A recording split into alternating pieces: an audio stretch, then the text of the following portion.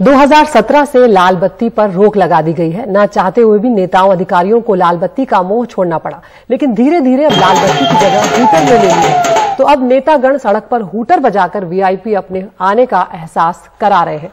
कानूनन इसकी इजाजत नहीं है।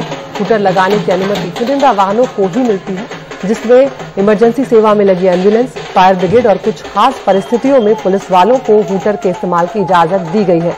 लेकिन मध्य प्रदेश में तस्वीरें आप देख रहे हैं कि किस तरह से धड़ल्ले से इसका इस्तेमाल हो रहा है।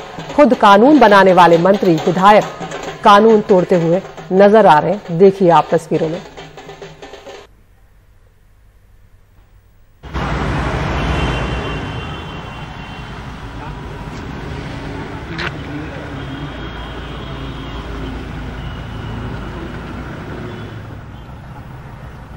और पूर्व मंत्री और कांग्रेस के विधायक लखन घनघोरिया का इस पर क्या कुछ कहना है वो भी आपको सुनवाते हैं। ये खबर हम तक पहुंचाई है हमारे सहयोगी अनुराग द्वारी ने। उनकी बातचीत है लखन घनघोरिया से, वो आपको सुनवाते हैं।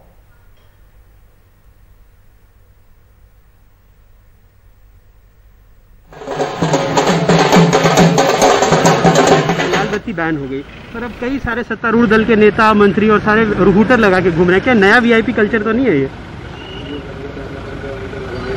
हूटर और लाल बत्ती दोनों चीज में अंतर है। और हूटर जब स्वस्थ चुनाव आचार संहिता होती तब उसमें अलाउ नहीं है। लेकिन मोटर व्हीकल एक्ट में तो ऐसा किसी को नहीं दिया गया, सिर्फ पुलिस या जो ऐसी सेवाएं हैं उनके लिए अलाउड है। तो ये हो सकता है, लेकिन हम समझते कि अभी इस पे उतना फोकस सरकार का या किसी उसका था नहीं।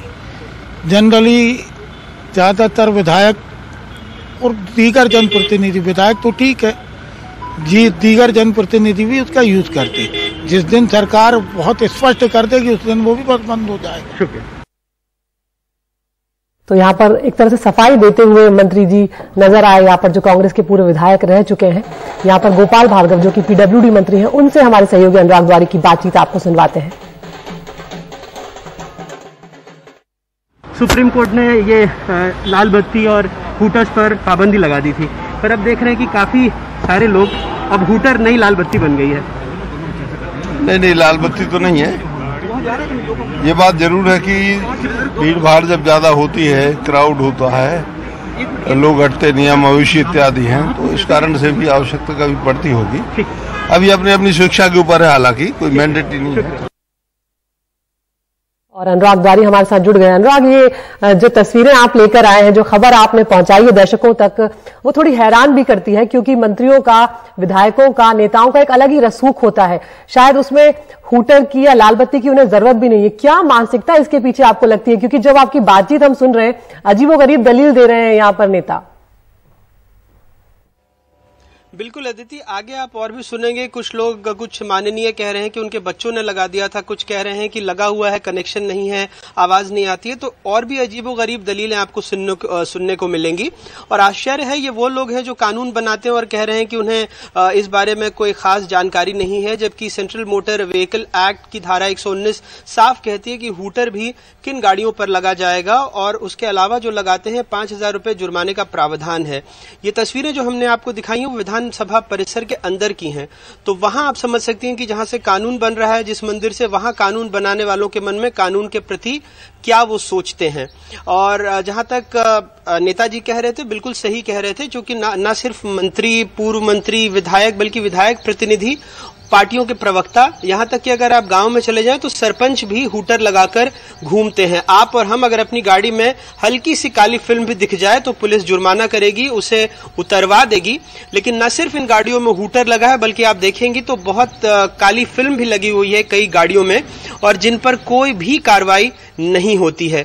तो एक तरह से अगर आपको याद होगा तो प्रधानमंत्री ने कुछ वर्षों पूर्व कहा था कि हम ईपीआई यानी एवरी पर्सन इज इम्पोर्टेंट, जो एक नया जुमला गढ़ा था उन्होंने वीआईपी कल्चर को खत्म करने के बाद।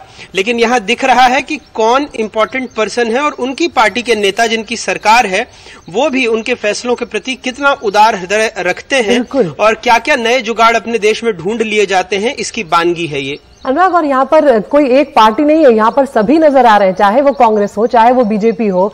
और आपने बताया कि सरपंच तक इस तरह से हूटर का इस्तेमाल कर रहे हैं। बड़ा हैरान करने वाला है ये।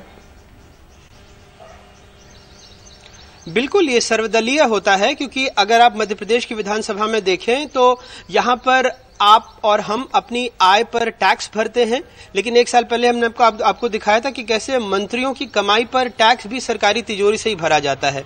तो ऐसे बहुत सारे अपवाद आपको दिखेंगे जो मुझे और आपको आश्चर्य लगे, लेकिन माननीयों को लगता है कि ये तो उनके लिए होना ही चाहिए। भले ही कानून में कोई अपवाद बना दिया जाए, लेकिन इसको लेकर के वो सारे लोग एक साथ इकट्ठे होकर आ जाते हैं। और इसीलिए मैं कह रहा हूं कि ये सारी बातें, जब कोई प्रिविलेज लेना होता है सरकार से तो सारे लोग सर्वदलीय बात रखते हैं, लेकिन जब जनता को कोई राहत देनी होती है तो फिर कोई ना कोई कानून या कोई ना कोई और बात आड़े आ जाती है। मध्य प्रदेश में ये अभी कल जो अनुपूरक बजट पेश हुआ है उसमें मंत्रियों के बंगले की फिर से रंगाई पुताई के लिए 35 करोड़ रुपए का प्रावधान किया गया है।